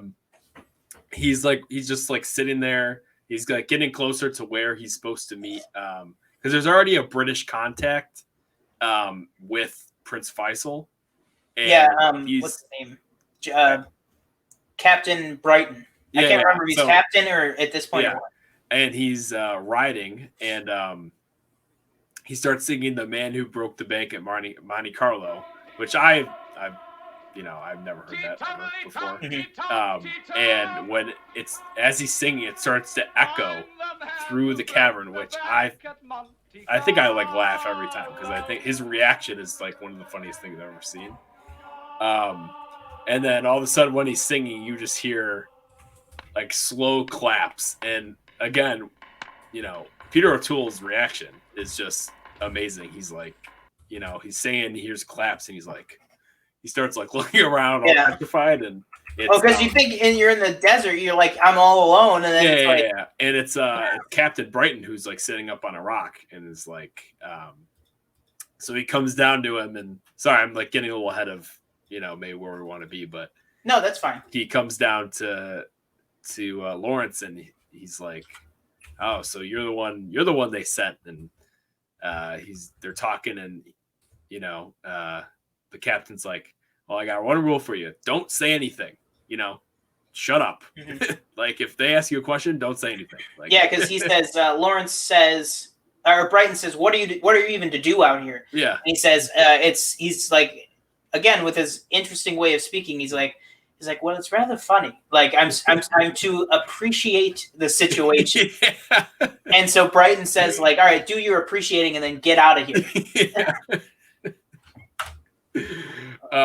And then I don't know if you want to go in like just what the next scene is. I guess it's Yeah, so this is I'll kind of combine them into one scene, both the attack and then the whole tent scene too, because more so the tent scene is going to be my next favorite part of this.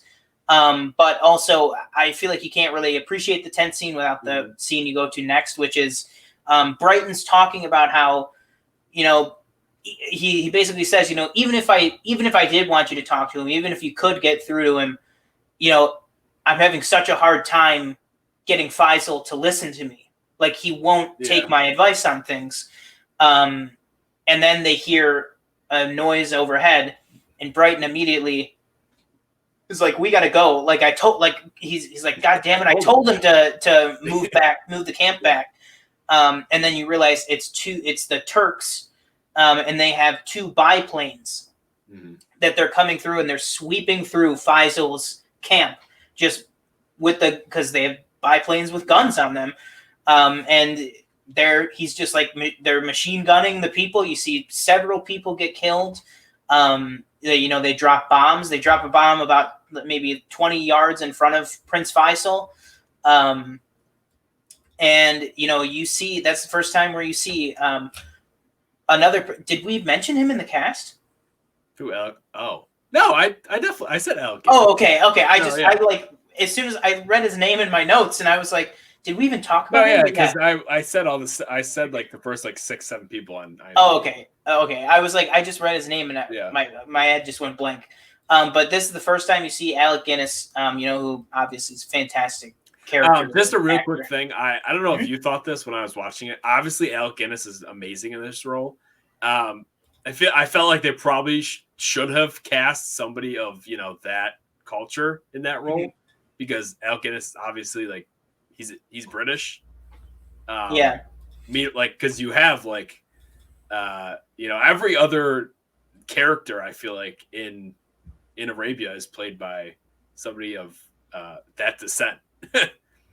Except for the only other one really that isn't is Auda. Anthony Quinn is he's like Greek, so he's not Middle Eastern, but he's at least a little more ethnic looking than Alec Guinness. But I was saying this while watching it. I was like, I understand and I know obviously back then there was probably plenty of people that could do that role from that area of the world.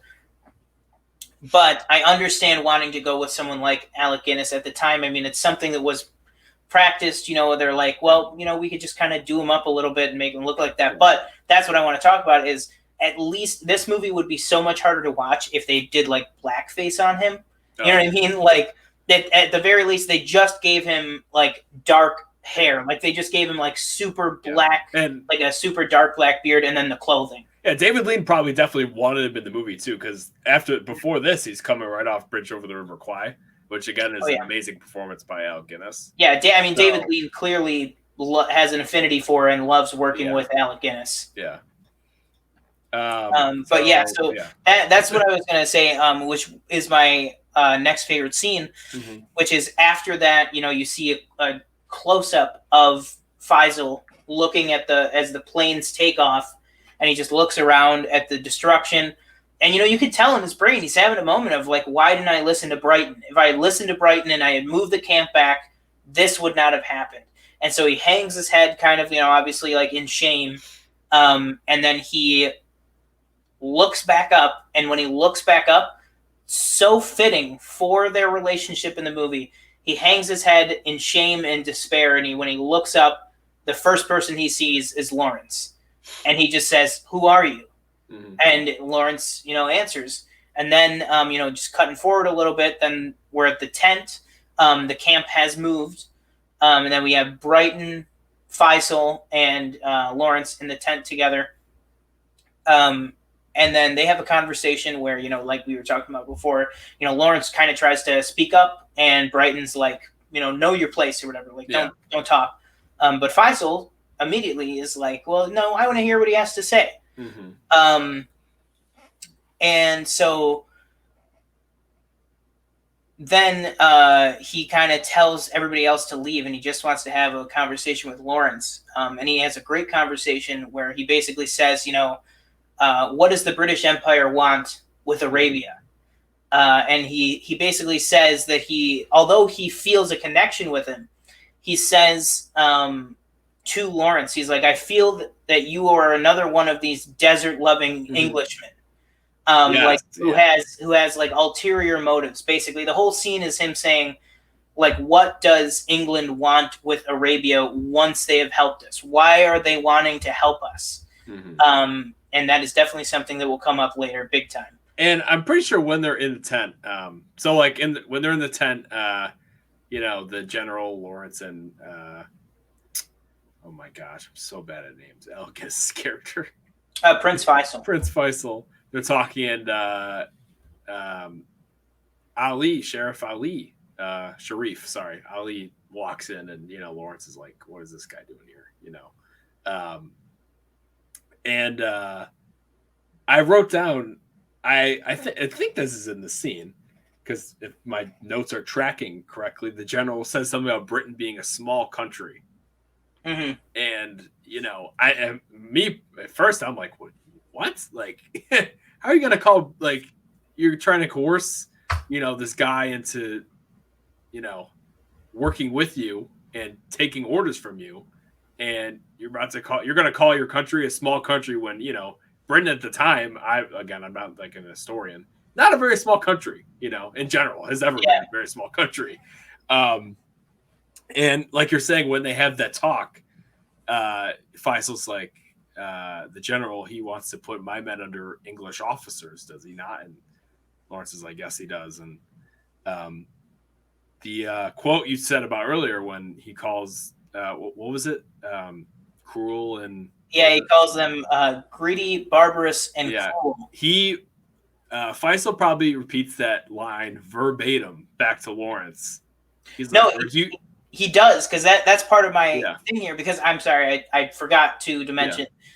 While they're all sitting there, somebody walks in the tent, and you realize it's Ali. Yeah. And so you realize that he works for Faisal. Yeah. So he quotes back to him exactly. He says, or are we too greedy, barbarous, and cruel? Yeah. So it's like what I took away from that is that obviously Ali came back to Faisal and like gave him the lowdown about Lawrence and said what he said. Yeah. That was just my takeaway from it. But yeah. So then next, just skipping ahead a little bit here. Next up, you know, they have meetings and stuff, and they set out a plan basically to what should I say? They set out a plan basically to take Aqaba, which is a basically like a stronghold fort, let's call it fort or like small city type thing. That if they take it, it'll be in a big victory for them against the Turks. And so Lawrence kind of goes out into the desert. He has like a bit of a walk, comes back, and he says, Aqaba by land. And they're like, what are you talking about? You can't take Aqaba by land. You have to go through the sun's anvil, the Neph desert. And he's like, well, that's what we have to do. That's what we have to do. So then they set off. They basically, it's led by Lawrence and Ali and, you know, a whole bunch of their guys. And they set off for the desert. And this is obviously one of the best sequences and scenes in the whole movie, because you have the get to the desert and you have the score kick in. You know, they're all walking like that. It's really, really great. You know, you can tell that they're walking for days, which that's definitely something that I did not appreciate fully the first time I watched it, which was, I think it was lost on me that it was days that they were walking through this desert, not just like, not like 2 hours. Yeah, not like oh, it took like 10 hours or something.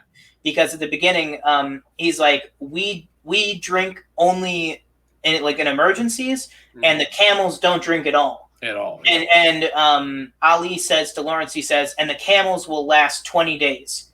So we better get moving. So they make it through there and everything. They're going through the desert. Sorry, real quick, when I wrote down. It's another thing when they're walking through the desert, you start to feel like obviously, like, you're like, if you knew the runtime, you're like, okay, well, this movie's obviously not going to stop here. But when the score starts to kick in, it's like a slow descending, like in octave notes. So it almost it makes it feel like it's just like, okay, are we like, we're never going to get there? Like, I'm losing hope that we're going to make it, because if we don't make it, this adventure's over. You know, the camels are going to die. We're going to die. Because like the score comes in big, and then it slowly dwindles down. It's like as their energy depletes, it's like the score goes down too. And it's looking more and more like impossible. Like like they're giving up hope, basically. And then they get to, Lawrence is like, what's that? And he's like, that is the sun's anvil. Dun dun dun.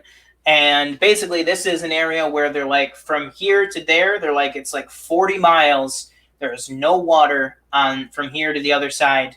And they call it the sun's anvil because it's just flat rock, like sandy area, just totally reflective. And basically, he says we have to cross it at night. We have to make it through by tomorrow morning. Otherwise, we're going to be gone. Because, literally toast. And just quick to add on. While they're walking to get to the part where they're like, oh, the sun, like, the sun's anvil. They stop at like a little pond type. I don't even know a spring, I guess. Mm-hmm. What would you call that? Yeah, like a spring. Like a feeding spring type thing. Like camels. And you get introduced to the two younger boys that are... Daoud and Faraj. That snuck onto the trip. I guess they just followed them. Yeah.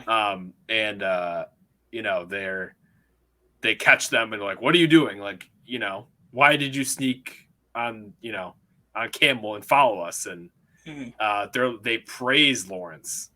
They're like grabbing him. They're like, please let us be your servant. And Ali's like, they're no good at servants. Like, they can't be servants. And Lawrence offers them.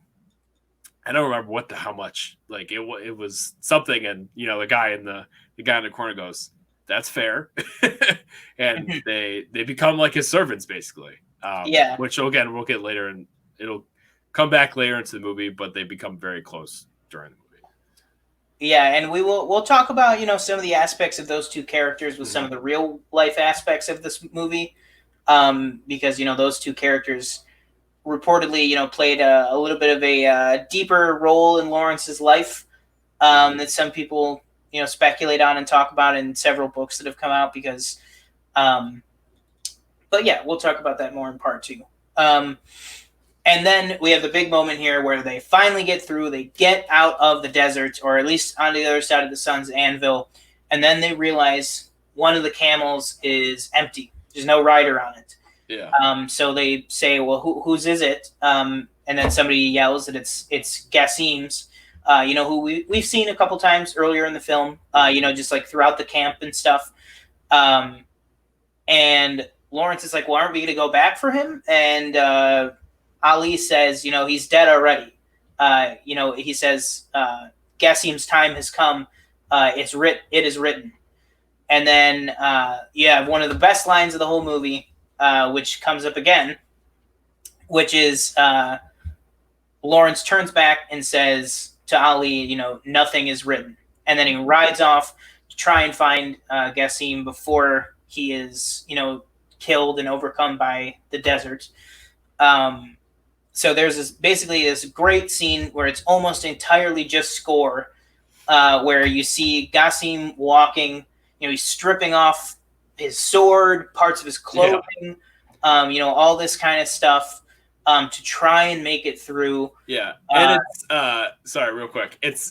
He takes off, like, I don't know. I don't remember exactly like what pieces of clothing he takes off, but he like takes off like his shirt or something, like an overlay over like his shirt. And, he's like walking here, and then literally not even 5 feet, he takes off another piece of clothing. And it's like, it's so hot, I can't even make it, another 10 feet without, having to strip something else off just to keep my body cool. Yeah, and I just that whole scene of just setting it up with him walking, you can really just tell. And shout out to, I don't have the name of the actor that plays Gassim, but shout out to him. I mean, for the acting in this, and for David Lean to pick him and say, this guy, he's going to be good for what we need for this dramatic character here in this first part of this movie. And then finally, you see he gives up, and throughout this it's like intercut with Lawrence riding out, Gassim walking forward, and then finally, after a while, you see Gassim, he finally gives up. He just falls to the ground. And then finally cut back to the camp, and you see Daoud and Faraj are both waiting, out. They're both looking out to see when Lawrence comes back. And then once again, calling back to the well scene, you see the horizon with Daoud looking out. I believe it's Daoud. Hang on. Yeah, Daoud walking out, and he sees on the horizon, the little tiny like pinprick almost coming up, and as an audience, that's got to be Lawrence. Like, you don't know if he has Gassim or whatever, but you're like, it's got to be him. He's coming back, and then he comes back. He gets there, and he says, there's this very emotional scene where Ali and everybody is walking up to him as they get there, and I know, speaking for myself, this is probably my favorite moment in part 1. I don't know about you, but he gets there and Ali hands him the water, and he just looks at him, with those blue eyes that Peter O'Toole has, and he just looks him right in the face, and he just says, in a hoarse voice, he says,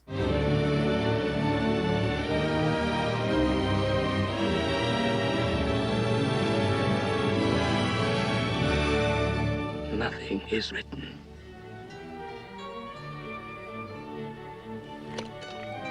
One quick thing I didn't want to say, which I didn't mention, Peter O'Toole, beautiful man. I'm sorry, I just have to say it.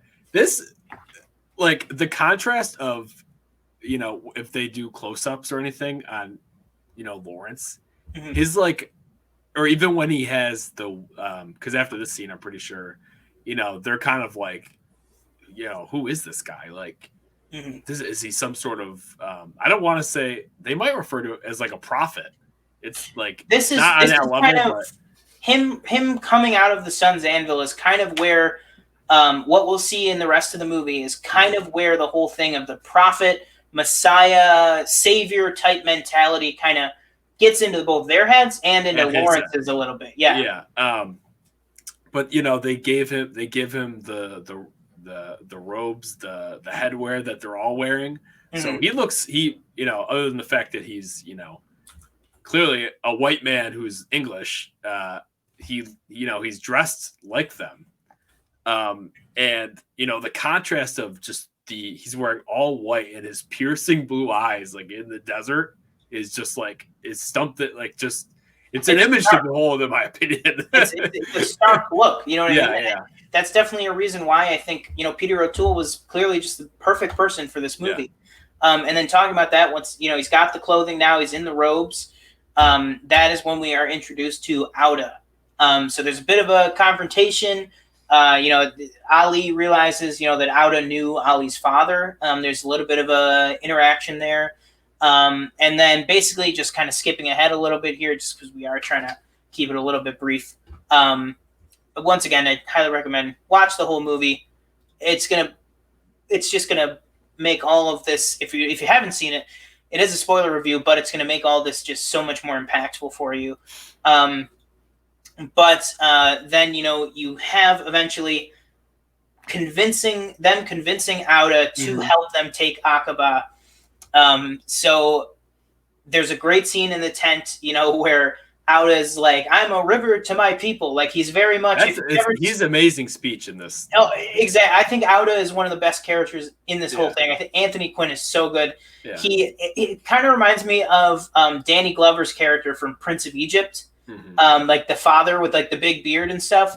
Like Auda just goes off on this whole tirade where he's like, "How could you think I would endanger my people's lives? Like, I am a river to my people. I give everything the Turks pay me. Yes, I give to them. I am poor because I am a river to my people." Yeah, he says, "I'm poor because I am a river to my people." And then Lawrence goes, "How much are the Turks paying you every month?" And he says, 100. I forget the 100 shillings a month or something. And he says, "I've heard it's 150. And then he just goes, what does he say? Hang on. I want to see if I have the actual quote here. Hang on.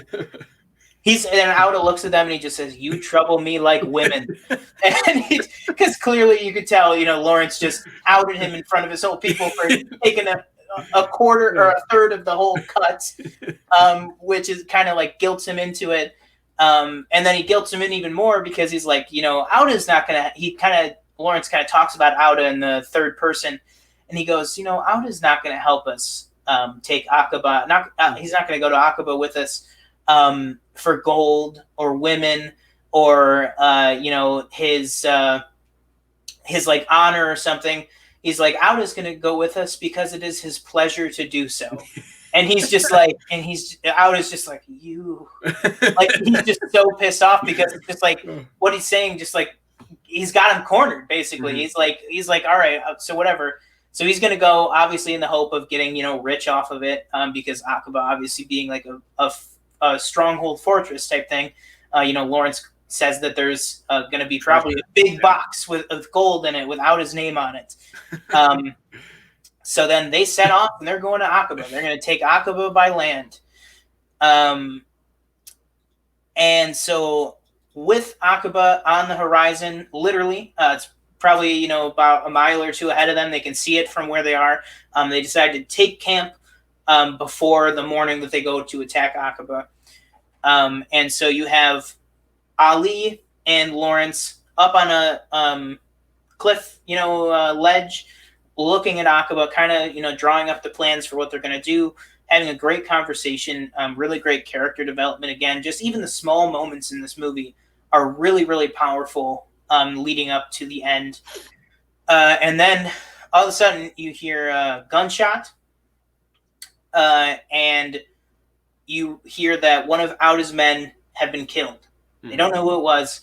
But like they said earlier, greedy, barbarous, and cruel, they demand blood. So all of Auda's men pummel on the person that killed him, and they're going to murder him. And then Lawrence is like, no. And Ali says, there's no Aqaba now. There's no way. It's going to be, we've any hope there was, it's gone. We've lost the whole thing. And so then Lawrence has a idea where he goes, well, if I do the killing, will that satisfy you guys? Because Auda's group will not have harmed your guys.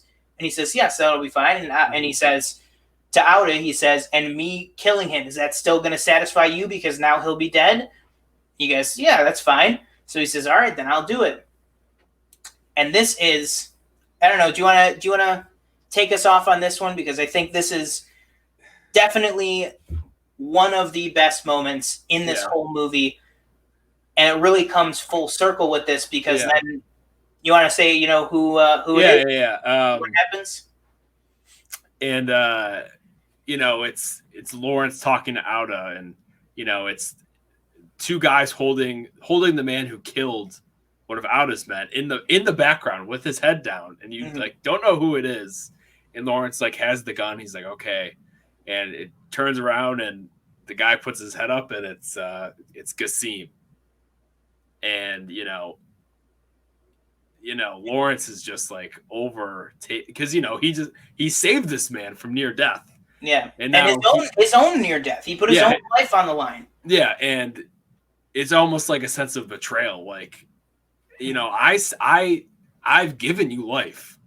If it wasn't for me, you'd be dead. And it's almost like this. It's almost like this idea of it's like he's the guy.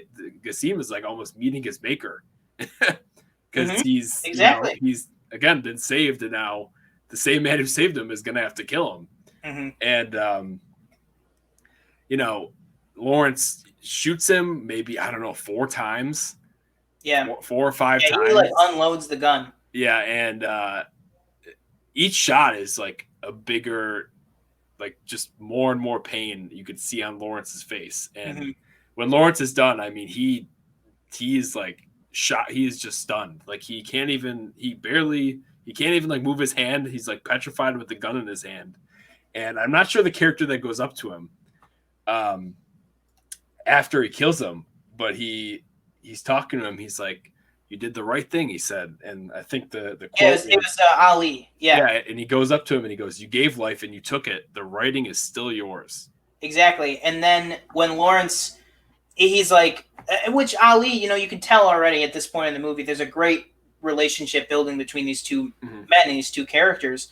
And you could tell, Ali was really trying to say the right thing, that he thought would hey, obviously I can tell how much this just took out of you, that you having to do this. And he's like, I'm trying to say the right thing to try and make you feel a little bit better about the situation. And even though he's trying, Lawrence still, he tosses the gun away, and then all the people, they just jump on it. And Lawrence's face, he's like, what am I even defending here? I just threw this gun and 20 people just jumped on it.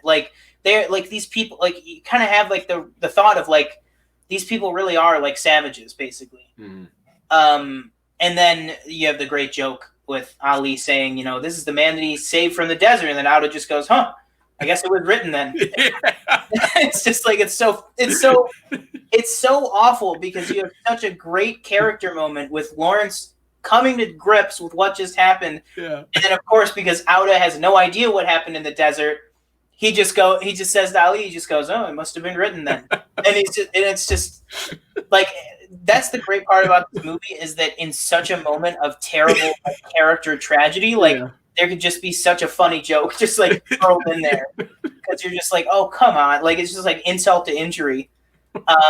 And so, yeah, with that, I mean, that is going to be our ending of our part 1 of our review. And I just want to talk a little bit about why we chose this section instead of the intermission. It really only was just because the intermission is so far into the third act, or into the second half of the movie, that, we really didn't want to kind of put the load on one week or another. So we kind of picked a good. I mean, this still was like a very, decently long review. There's still a lot to get through. We're at almost, a little bit over an hour and 15 minutes just on this first part. But we thought this would be, it's closer to the middle of the movie, and it's a really great dramatic scene teeing up that, in part two of this, in part two of our review, we're going to be dealing with a very different Lawrence coming out of this, because this is really where it starts to sow the seeds of the tragedy of war and what a man is faced to do in certain situations that they just have no choice over.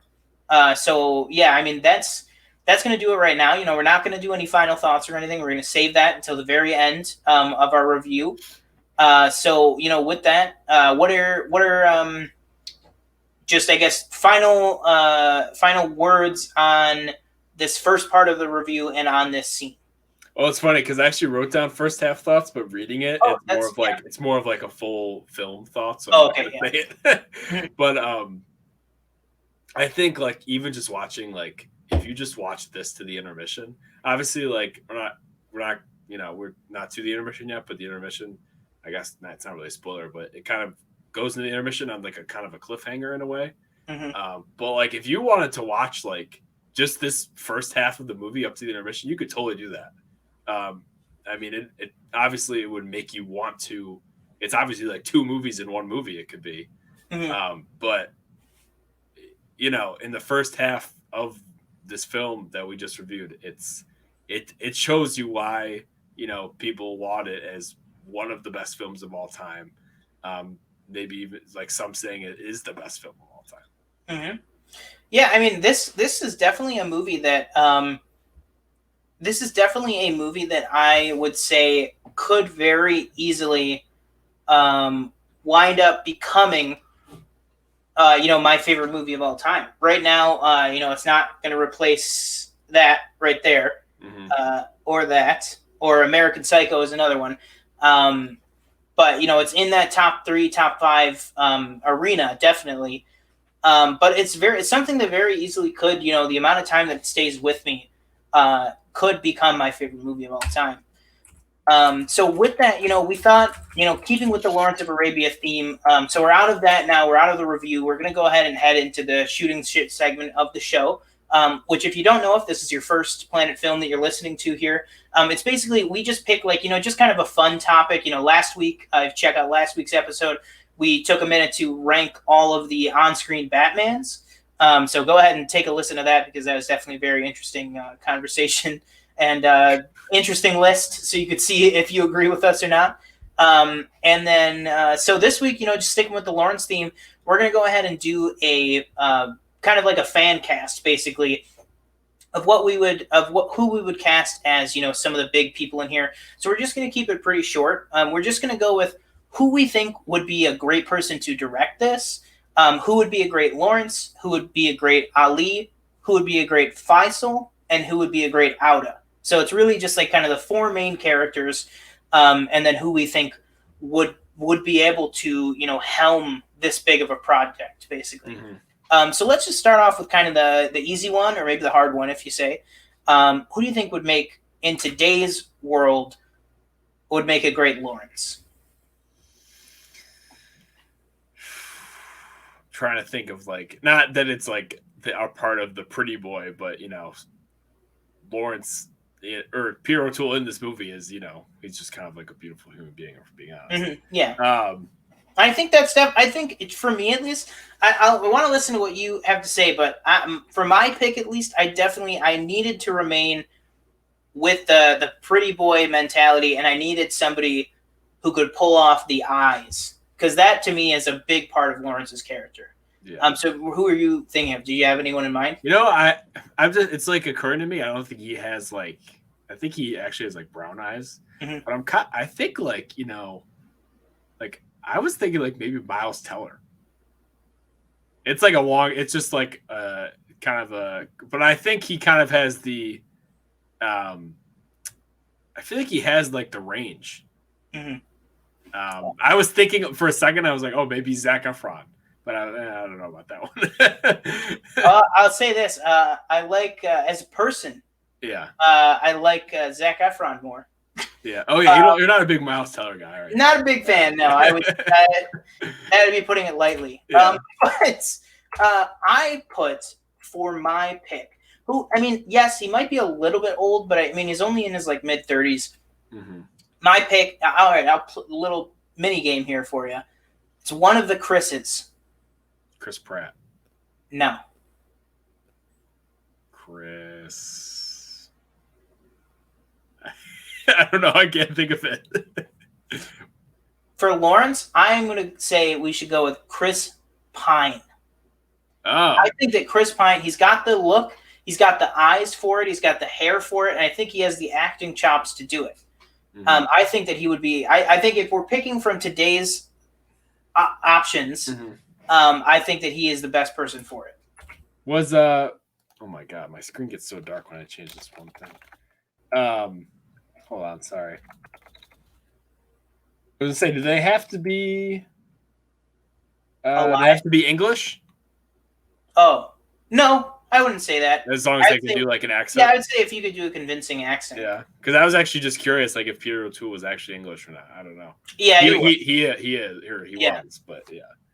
I actually want to say, this is probably.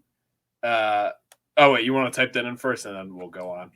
Yeah, where do you want to go? I want to go director. Real quick. Director next. Okay, who would be your pick? Because I honestly, today. We're probably like way off on this one, just because of his affinity for the original movie and how he's always said it's his favorite movie ever. Steven Spielberg.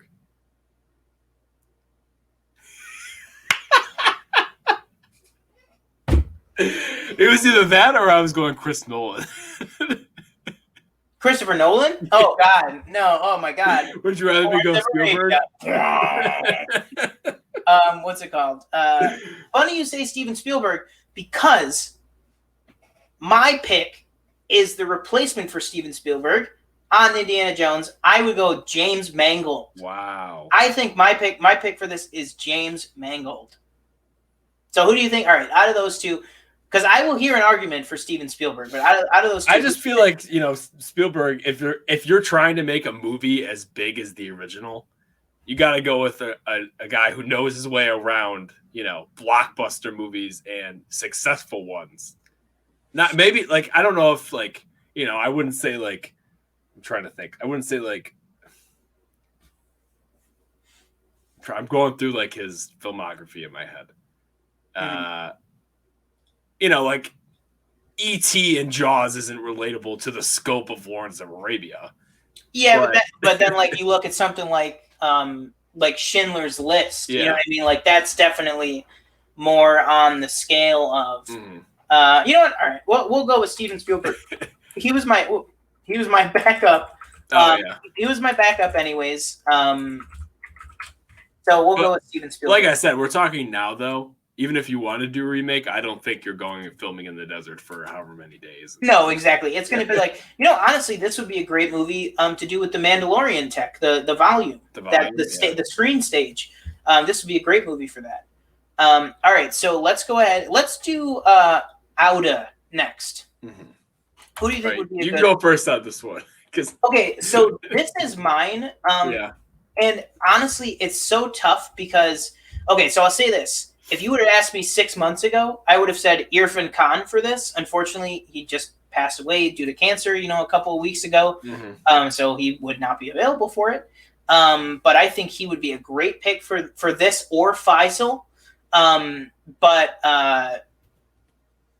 for Auda, I'm going to have to go a little bit outside of the correct nationality, but not too bad, hopefully. Because I think he could pull it off. And I would go Auda. I would do...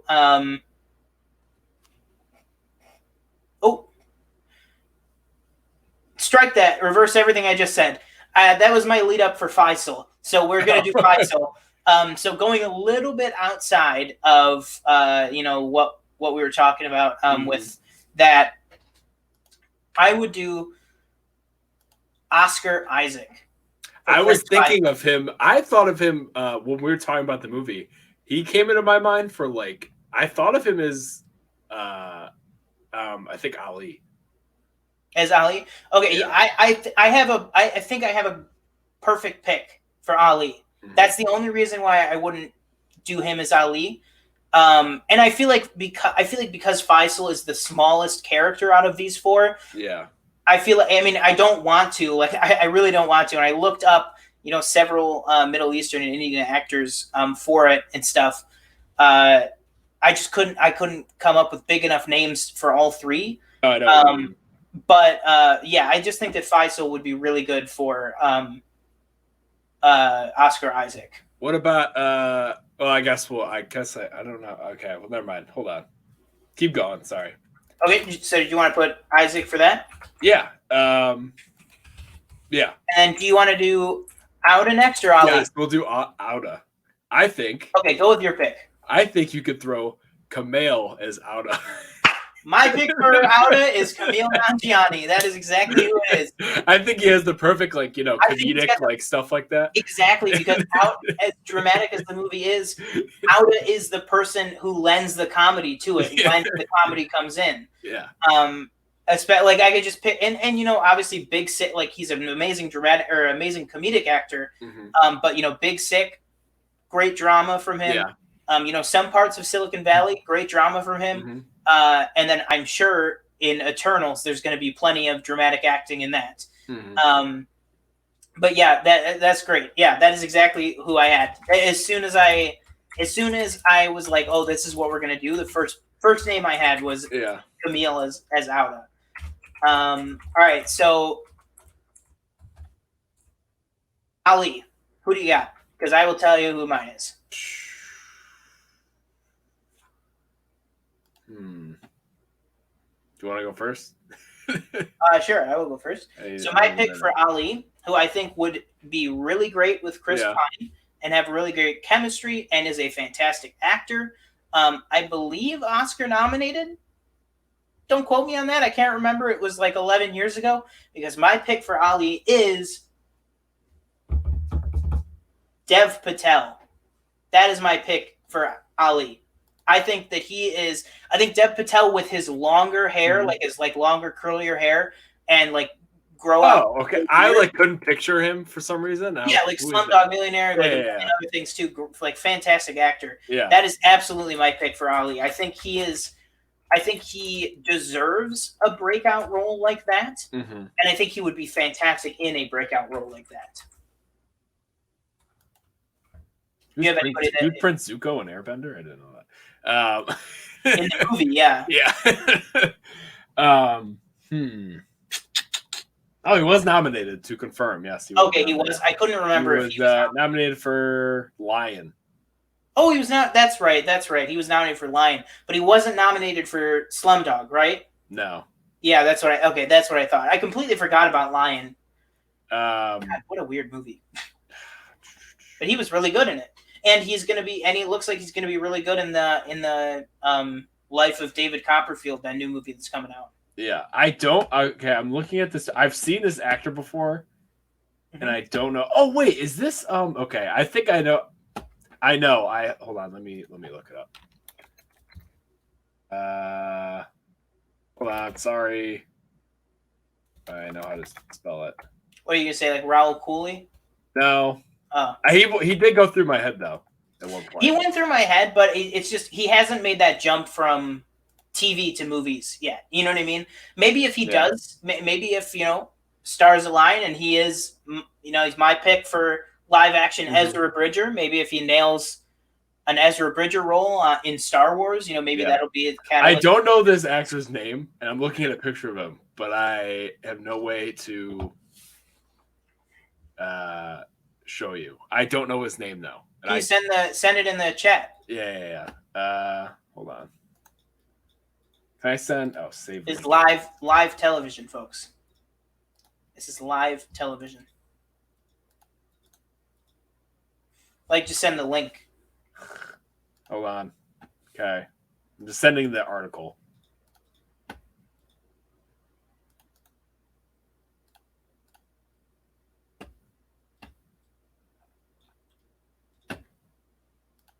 I don't know what I've seen him in, and I've seen him. It's not Mahershala Ali who's in that picture. Oh, yes, Riz Ahmed. Yeah. Yes. What's he in? I was like, I know he's in something. He's in The Night Of on Netflix. He was in Venom. He's okay. Nightcrawler. Yes. In Rogue One.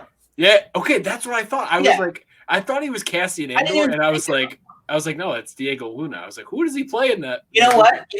Swap it. I'm sorry, Oscar Isaac. I would go with Riz Ahmed as Faisal. I think he's got that look. He's got like the like kind of royal look to him. Mm-hmm. You know what I mean? I think that. All right. Okay, so are we saying Dev Patel for Ali? Yeah. Okay, and then we'll go with Riz Ahmed for Faisal. Okay. Yeah. Boom. I didn't even think about Riz Ahmed. That's like I'm like killing myself right now thinking about that. Okay, so right now our final order for this week is going to be, you guessed it, what are your picks? So let us know. Tweet at us using the hashtag or the @PlanetFilmPod on Twitter. Join the Planet Film Pod Facebook page, or you can always email us your responses at planetfilmpod@gmail.com. But let us know, who would you, for a fake, fan cast recast of Lawrence of Arabia, who would you do as the director? Who would you have play Lawrence, Ali, Faisal, and Auda? So with that, did you have anything else that you wanted to add or say today? Nope. Tune in next week for another deep dive in the part 2. Yeah, absolutely. We will definitely be covering that. Like I said, keep an eye out on our independent social medias. He's at TJ_Cornwell, right? Yeah. Yeah, at TJ_Cornwell. I am at Paste Eating Yak on Twitter. And then obviously we'll also tweet out the @Planet Film Pod handle with, the future status of the show. Like I said, we are working on a really cool idea that I think you guys are going to like. Hopefully we'll have that ready by next show, maybe. But with that, my name is Sean Monk. And I'm TJ Cornwell. Always remember to live your life 1/4 mile at a time.